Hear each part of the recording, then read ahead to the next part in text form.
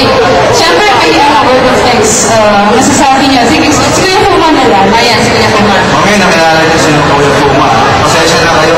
Time, space, form, pinatanda ako. Yes. Ayan, nalapakan natin ang winner. Shiki Spunte.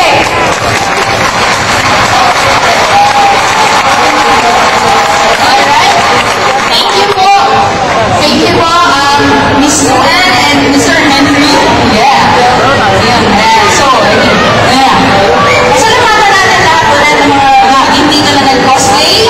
Yeah, mga naka-cosplay, kahit naka-cosplay na, salamat sa inyo, palapakan niyo yung sarili niyo. Kasi talaga yung hero. And thank you again, cosplay.ph. Will cosplay and deep. And that is the cosplay.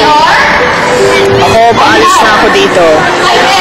So, ulitin na lang. Thank you very much. Over now. Shito.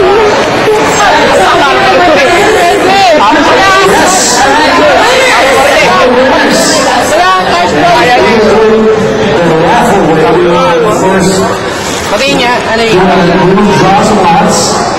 Ingat. Gold is my t-shirt na naman. Sige, RJ. Andun. Sige, siya yung pera niya. Meron siya, meron ka. May kasa?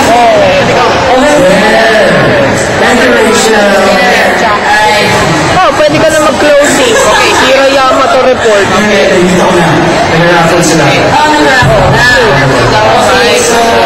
Again, we would like to thank Hero TV. Thank you so much. Ngayon, the co-presenters matatapos na po ang ating saan po naman po ang nakalipat sa ating nakalipat. At yun nga po, maraming nangyayari, maraming mga unexpected, pero malaki ang the show must go on. Mas malaki po ang event Pilipinas. Sana naman po, by next year po, mas pagandahin pa ng Hero TV ang event na to.